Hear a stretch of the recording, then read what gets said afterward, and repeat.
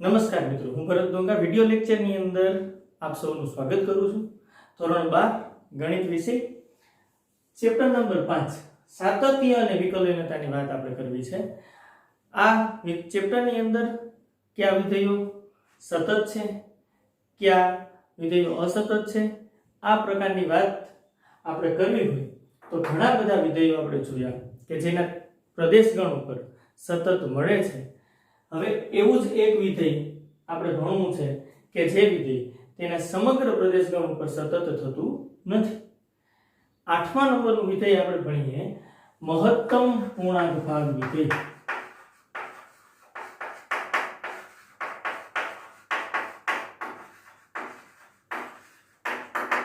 આ મહત્તમ પૂર્ણાંક ભાગ વિધેય શું છે, કેવી રીતે વ્યાખ્યાયિત કર્યું છે? તો વિધેય ચેપ્ટરની અંદર મહત્તમ પૂર્ણાંક ભાગ વિધેયની વાત આપણે કરી હતી.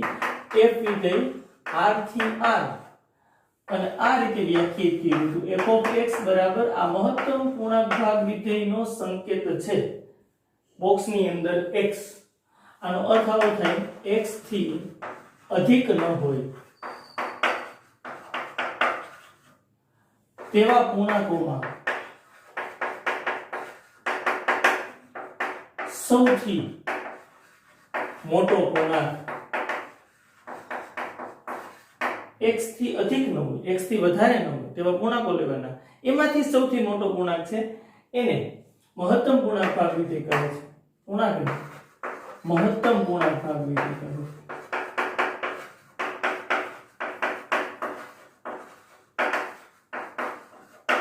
વિધેય ચેપ્ટરની અંદર તો વ્યાખ્યાયિત કર્યું જ તું આપણે આ, પરંતુ અહીં આપણે સાતત્યની વાત કરવાની છે. છતાં આપણે એક ઉદાહરણ દ્વારા સમજી લઈએ મહત્તમ પૂર્ણાંક ભાગ વિધેય મળે કેવી રીતના.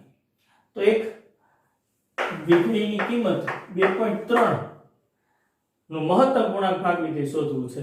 f 2.3 બરાબર શું થશે? બરાબર 2.3 મહત્તમ પૂર્ણાંક ભાગ વિધેયમાં 2.3 એટલે કે સંખ્યા રેખા દોરીએ 0 1 2 3 4 5 આ બાજુ -1 -2 આમ અનંત સુધી આવે સંખ્યા રેખા, આમ અનંત સુધી આવે. હવે આપણે જે કિંમત શોધવી છે એ આ સંખ્યા રેખાની ઉપર દર્શાવી દઈએ. મારે 2.3 દર્શાવવો હોય તો અહીંયા 2.3 મળશે. થોડુંક સરસ દેખાય એટલે સંખ્યા રેખાને આ રીતે બે ભાગમાં વિભાજિત કરી નાખીએ.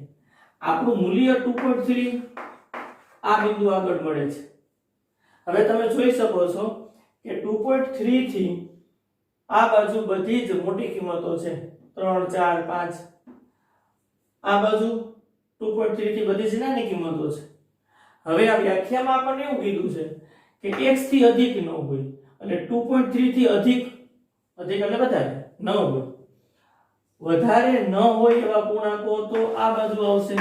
2.3 કરતા વધારે ન હોય, મોટા ન હોય તેવા પૂર્ણાંકો આ બાજુ 2 1 0 -1 -2 આ બાજુ આવશે. હવે એ પૂર્ણાંકોમાં સૌથી મોટો પૂર્ણાંક કોનો? સૌથી મોટો પૂર્ણાંક અહીં આપણને 2 1 0 -1 આ મળે છે. એમાં સૌથી મોટો પૂર્ણાંક થશે 2. તો આ 2.3 નું મહત્તમ પૂર્ણાંક ભાગ વિધેયનું મૂલ્ય આપણને 2 મળે. આ રીતે મહત્તમ પૂર્ણાંક ભાગ વિધેય વ્યાખ્યાયિત કર્યો હતો. તો હવે આને આપણે f of x ને લખવું હોય તો આ રીતે લખી શકીએ. ઉપરોક્ત ઉદાહરણ પરથી સ્પષ્ટ આપણને ખબર પડે કે જો મેં x 0 અને 1 ની વચ્ચે રાખ્યા હોય, જેમ કે મેં 0.7 રાખ્યા તો 0.7 અહીં મળશે. એનાથી મોટા ન હોય તેવા પૂર્ણાંકો આ બાજુ 0 -1 -2 એમાંથી સૌથી મોટો 0 આવશે. 0.6 રાખો, 0.1 રાખો અહીંયા મળે. એનાથી અધિક ન હોય તેવા પૂર્ણાંકો આ સાઈડ 0 પણ આવે, -1 -2 એમાં સૌથી મોટો 0 મળે છે. એટલે કે x ની કિંમત 0 અને 1 ની વચ્ચે રાખીએ તો f of x જવાબ પ્રતિબિંબની અંદર આપણને 0 મળશે. ઇવન 0 રાખીએ તો 0 થી અધિક ન હોય તેવા પૂર્ણાંકોમાં સૌથી મોટો પૂર્ણાંક. તો 0 એ 0 થી અધિક નથી. 0 થી અધિક ન હોય તેવા પૂર્ણાંકો 0 -1 -2 એમાં સૌથી નાનો એટલે કે 0. તો 0 નું પ્રતિબિંબ itself પોતે 0 જ મળે છે. આ રીતે આગળ વધી શકાય. તો હવે 1 અને 2 ની વચ્ચે x રાખીએ તો આપણને પ્રતિબિંબ 1 મળે. એ જ રીતે -1 અને 0 નું પ્રતિબિંબ -1. આ રીતે ઉપરની સાઈડ અને નીચેની સાઈડ અનંત સુધી અંતરાલની અંદર વિભાજન કરીને પ્રતિબિંબો મેળવી શકાય. તમે જોઈ શકો છો અહીંયા રહેલી કિંમત પ્રતિબિંબમાં આપણને મળે છે. તો આને વ્યાપક રીતે લખવું હોય તો આમ ન લખી શકીએ. પ્રત્યેક n belongs to z. આ પ્રત્યેકનો સિમ્બોલ છે. પ્રત્યેક એટલે દરેક. z એટલે આપણને બધાને ખબર છે પૂર્ણાંક સંખ્યાઓનો ગણ. 0 1 2 3 આ બાજુ -1 -2 3 બધું જ મળશે. -2 -3 -4 કન્ટિન્યુ અનંત સુધી બધી જ પૂરી કિંમતો છે. n belongs to z માટે f of x ને આપણે આ રીતે લખી શકીશું. જો n અને n+1 x n અને n+1 ની વચ્ચે રાખીએ તો પ્રતિબિંબ તમે જોઈ શકો છો અહીંયા રહેલી કિંમત મળે છે 1 0. તો અહીંયા n છે તો n મળશે. ચેક કરી લઈએ. n પ્રતિનિધિ છે. પ્રત્યેક n ની વચ્ચે z ની કોઈ પણ એક કિંમત n સ્વરૂપે ધારી લઈએ. ધારો કે n બરાબર 0 લઈએ તો 0 અને 1 ની વચ્ચે x હોય ત્યારે પ્રતિબિંબ n બરાબર 0 મૂકો તો આ પ્રકારનું 0 મળે. જે સ્પષ્ટ દેખાય છે. n બરાબર 1 રાખશો તો 1 અને 2 ની વચ્ચે પ્રતિબિંબ n બરાબર 1 રાખ્યું છે 1 મળે છે. 1 અને 2 ની વચ્ચે પ્રતિબિંબ 1 મળે છે. તો ઉપરોક્ત બધી જ બાબતને ટૂંકમાં આમ લખી શકાય. તો તમે જોઈ શકો છો કે આ અંતરાલની અંદર n એટલે અચળ વિધેય 0 થી 1 0 1 થી 2 1 અચળ છે. અને અચળ વિધેય તો આપણે આગળ ભણી ગયા છીએ સમગ્ર પ્રદેશ ગણ ઉપર સતત છે. તેથી આપણે અહીં લખી શકીએ પ્રત્યેક n belongs to z માટે અંતરાલ n અને n+1 આ વિવૃત અંતરાલમાં f અચળ વિધેય હોવાથી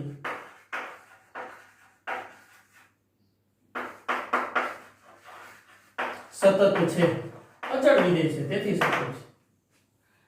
તો આ સૂક્ષ્મ અંતરાલો જે 1 અને 2 2 અને 3 આ અંતરાલોની અંદર વિધેય સતત આપણને મળ્યું.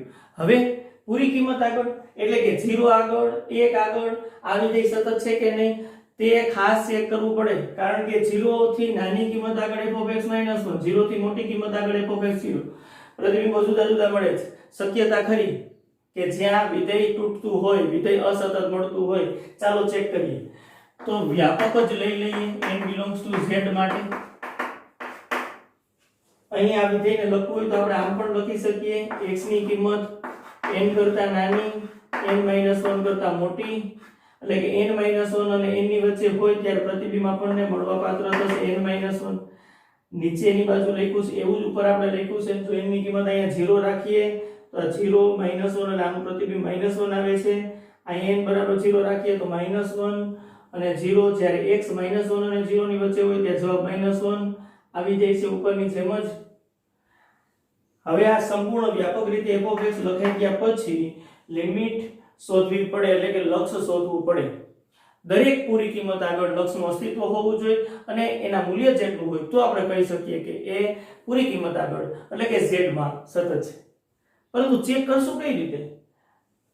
તો limit x tends to n f(x) શોધીને ચાલો શોધીએ. પ્રયત્ન તો કરીએ શોધવાનો. તો સૌથી પહેલા limit x tends to n લખું તો n કરતા નાની અને મોટી કિંમત આગળ f(x) ના સૂત્ર જુદા જુદા છે. એટલે કે મારે ફરજિયાત અહીંયા ડાબી અને જમણી બાજુના લક્ષ શોધવા પડે. તો હું સૌથી પહેલા જમણી બાજુનું લક્ષ શોધું. Limit x tends to n plus હા તમે અર્થઘટન જાણો છો બધા. n પ્લસ એટલે x ની કિંમત n કરતા નાની કે મોટી?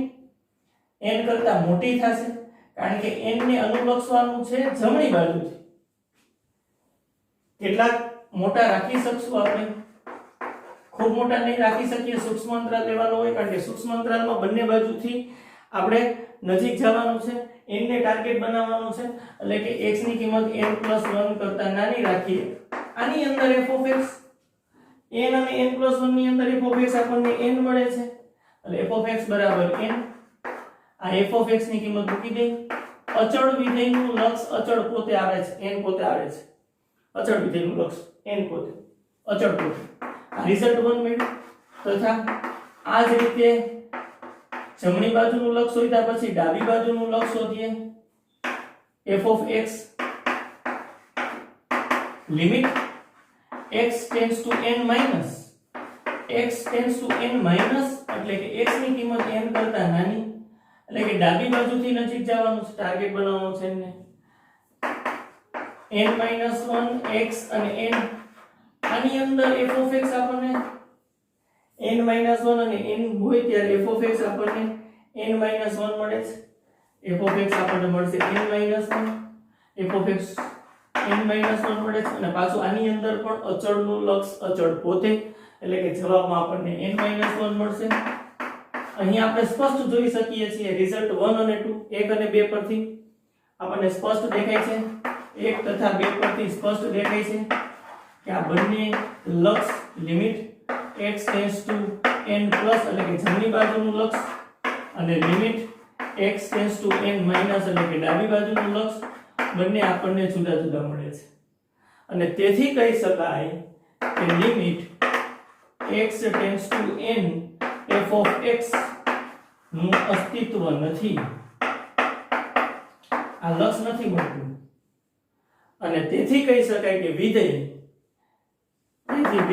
f એ પ્રત્યેક n belongs to z આગળ સતત નથી, અસતત છે.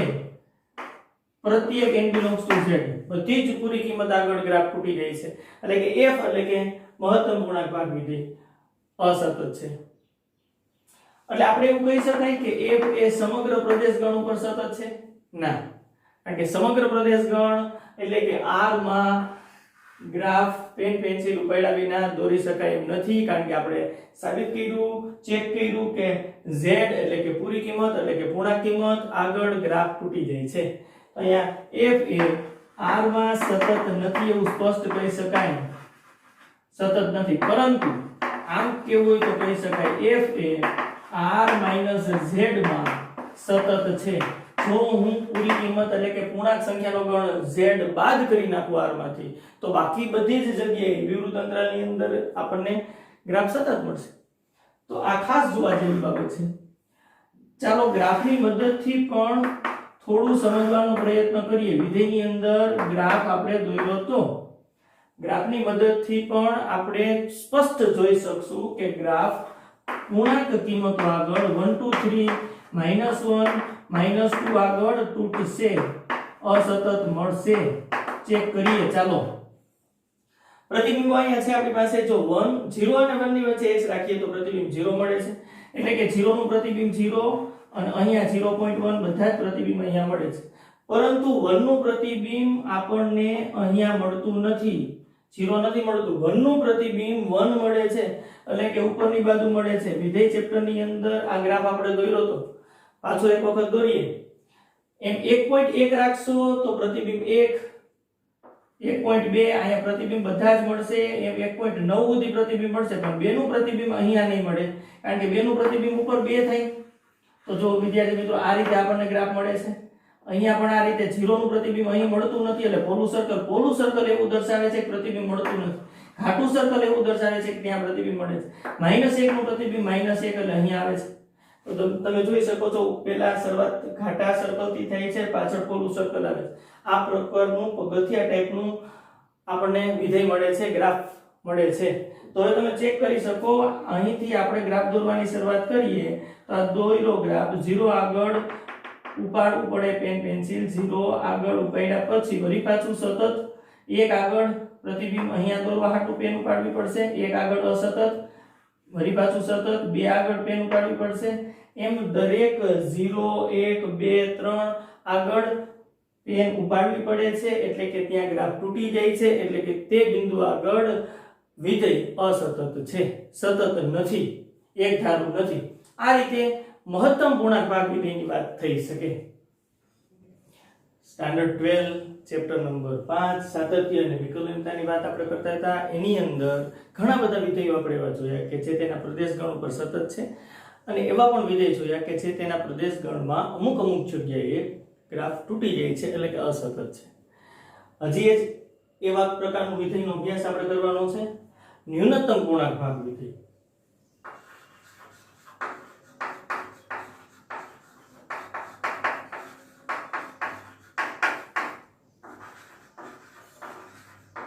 આ ન્યૂનતમ પૂર્ણાંક ભાગ વિધેય શું છે?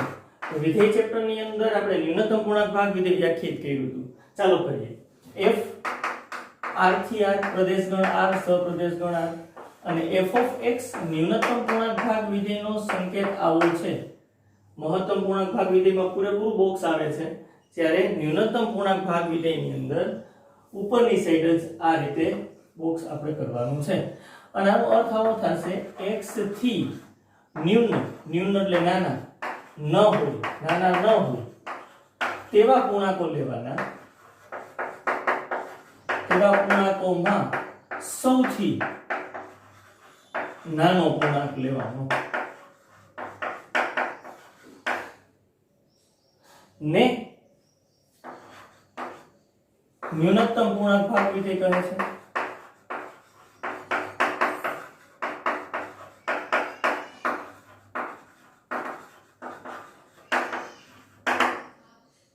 આ ન્યૂનતમ પૂર્ણાંક ભાગ વિધેય કમ્પ્લીટ વ્યાખ્યાયિત કર્યા પછી આપણે આ ચેપ્ટરની અંદર આ વિધેય સાતત્ય સતત ક્યાં છે અને ક્યાં નથી એ પ્રકારની વાત આપણે કરવાની છે.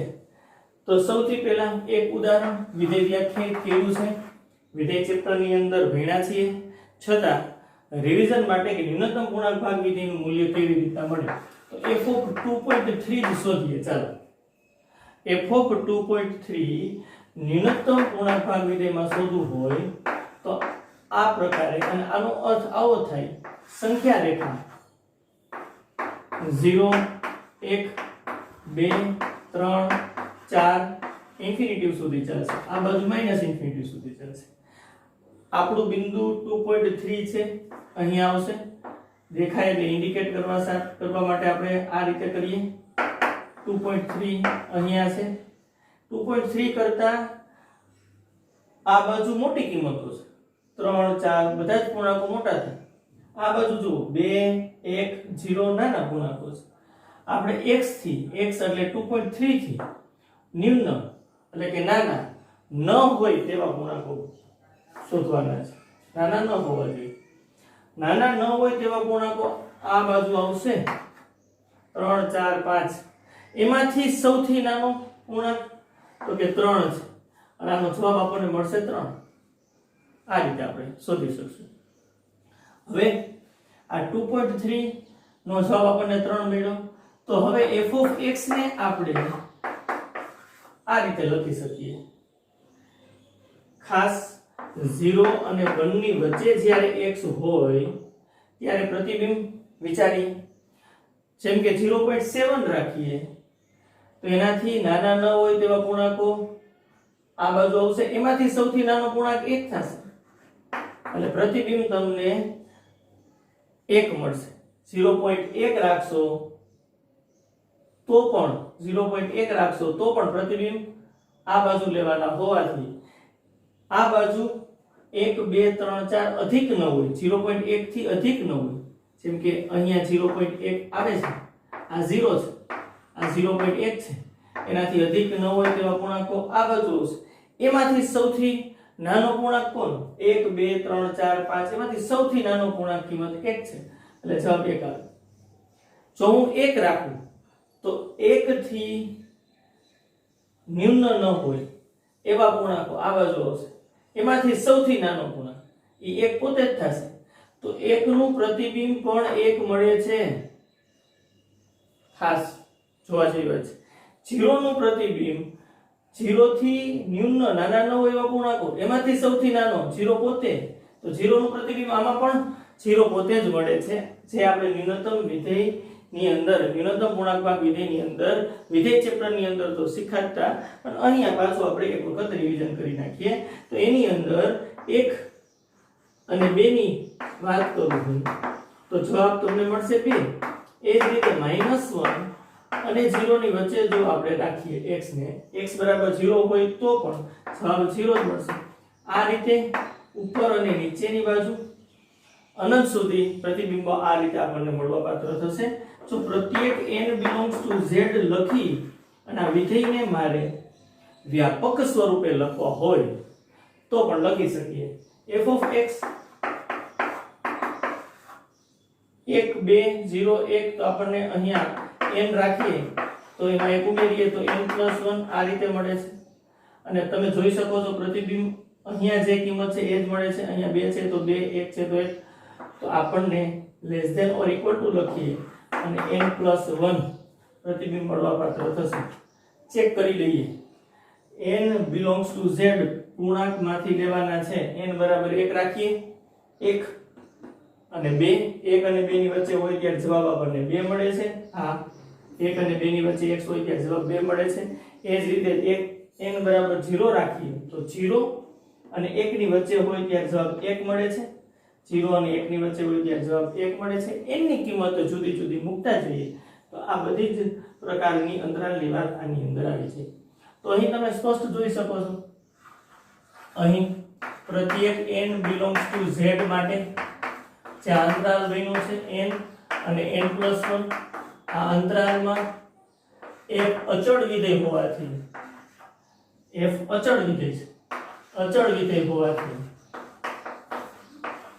સતત છે એટલે અંતરાલની અંદર કંઈ તૂટતો નથી ગ્રાફ અંતરાલની અંદર પેન પેન્સિલ ઉપાડવી નથી પડતી n n+1 એટલે કે 0 1 અંતરાલ લખો 1 2 અંતરાલ લખો આ અંતરાલની અંદર ગ્રાફ તૂટતો નથી 1 આગળ 0 આગળ વિધેયના પ્રતિબિંબ એટલે કે સૂત્રો જુદા જુદા મળતા હોવાથી આપણે ત્યાં સતત છે કે નહીં વિધેય એ ચેક કરવું પડે તો અહીંયા આપણે n-1 x અને n આની વચ્ચે જો x રાખીએ અહીંયા less than or equal to n તો પ્રતિબિંબ ઉપરોક્ત પ્રમાણે n મળશે n બરાબર 0 રાખ્યા હોય તો અહીંયા -1 અને 0 પ્રતિબિંબ 0 આ રીતે ચેક કરી શકાય કે સાચું લખાણું છે આ વિધેય હવે સંપૂર્ણ રીતે વ્યાપક સ્વરૂપના ફોર્મની અંદર આપણને મળી ગયું હવે આપણે z ની પ્રત્યેક કિંમત આગળ પૂરી કિંમત આગળ સતત છે કે નહીં તે ચેક કરવું છે તો પ્રતિનિધિ આપણી પાસે રેડી છે પ્રત્યેક n belongs to z n બરાબર 1 2 3 4 -1 0 કોઈ પણ રાખી શકાય કારણ કે પ્રત્યેક એવો શબ્દ મેં વાપર્યો છે z ની કિંમત લેવાની છે એટલે કે પૂરી કિંમત z બરાબર આપણને બધા જ ખબર છે પૂરી કિંમતનો ગણ છે -1 0 1 2 આ મન સુધી આ -2 આ મન સુધી આમાંથી કોઈ પણ n રાખી શકાય તો સૌથી પહેલા લક્ષ્ય શોધવું પડશે limit x tends to n f of x શોધવું પડશે આ લક્ષનું અસ્તિત્વ હોવું જોઈએ તો સાતત્યની વાત આગળ વધારી શકાય તો સૌથી પહેલા n પ્લસ જમણી બાજુનું લક્ષ શોધીએ કારણ કે n કરતા નાની કિંમત આગળ f of x અને n કરતા મોટી કિંમત આગળ f of x જુદા જુદા સૂત્રની અંદર આપણને મળે છે જેવું હું limit x tends to n plus લખીશ n1 ઘટક x ની કિંમત n કરતા મોટી થશે અને n કરતા x મોટા n+1 કરતા નાના હોય ત્યારે સૂક્ષ્મ અંતરાલની અહીં વાત છે એટલા માટે મેં n+1 કરતા x નાના લીધા છે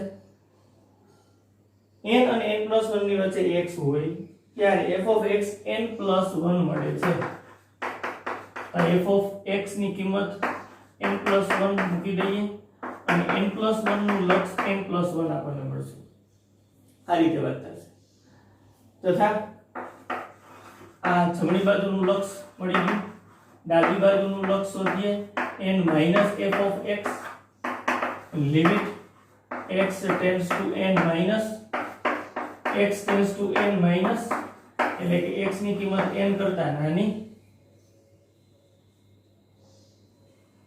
પરંતુ સૂક્ષ્મ અંતરાલ લેવાનો હોવાથી n-1 કરતા x ની કિંમત મોટી n-1 અને n ની વચ્ચે જ્યારે f of x x ને રાખીએ ત્યારે f of x આપણને n મળે છે એટલે કે f of x x n-1 અને n ની વચ્ચે હશે ત્યારે f of x તમે જોઈ શકો છો n આવે છે જ્યારે x n-1 અને n ની વચ્ચે હોય ત્યારે f of x n મળે છે f of x બરાબર n થશે અને n નું લક્ષ અચળનું લક્ષ અચળ પોતે થશે આ રિઝલ્ટ 1 રિઝલ્ટ 2 1 તથા 2 પરથી સ્પષ્ટ આપણે જોઈ શકીએ છીએ બેના લક્ષ જુદા જુદા મળે છે limit x tends to n plus f of x અને limit x tends to n minus f of x, આ બંને આપણને જુદા જુદા મળે છે અને તેથી limit x tends to n f of x નું અસ્તિત્વ નથી, આ લક્ષ મળતું નથી અને તેથી f એ પ્રત્યેક n belongs to z આગળ સતત નથી, બધી જ પૂરી કિંમત આગળ ગ્રાફ તૂટી જાય છે એટલે તેના સમગ્ર પ્રદેશગણ R ની અંદર આ વિધેય સતત છે તો કે નથી. z પૂરી કિંમત જેટલી હોય એ બધી જ કિંમત આગળ ગ્રાફ તૂટી જાય છે તો આપણે f એ R માં સતત નથી પરંતુ f એ r માઈનસ z માં સતત છે. અહીં તમે જોઈ શકો છો ડાબી અને જમણી બાજુના લક્ષ જુદા જુદા મળે છે અને તેથી limit x tends to n f of x નું અસ્તિત્વ નથી અને તેથી f એ પ્રત્યેક n belongs to z આગળ સતત નથી એટલે કે તેના સમગ્ર પ્રદેશગણ R માં આ વિધેય ન્યૂનતમ પૂર્ણાંક ભાગ વિધેય સતત નથી પરંતુ એવું કેવું હોય તો કહી શકીએ કે f એ r z માં સતત છે. તો આ રીતે આપણે સાતત્યની વાત કરી શકીએ.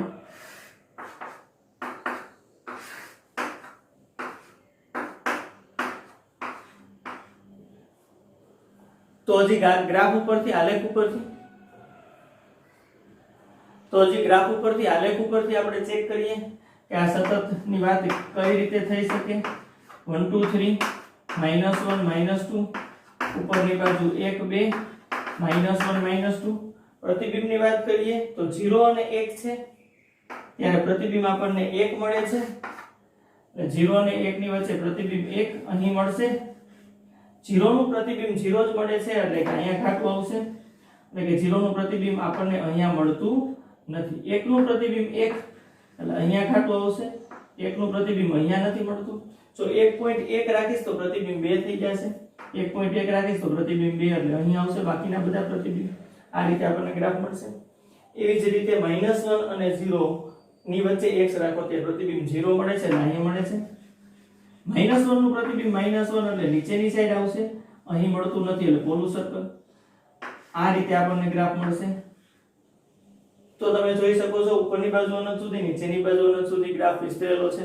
હવે આ ગ્રાફ દોરવા માટે અહીંથી ગ્રાફ શરૂ કરી તો વિવૃત અંતરાલની અંદર પેન નથી ઉપાડવી પડતી પણ જેવું -1 આગળ પહોંચીએ ત્યારે આપણે આમ પેન ઉપાડી અને પછી આગળ વધવું પડશે. 0 આગળ પેન ઉપાડવી પડશે, પછી 1 આગળ ઉપાડવી પડશે.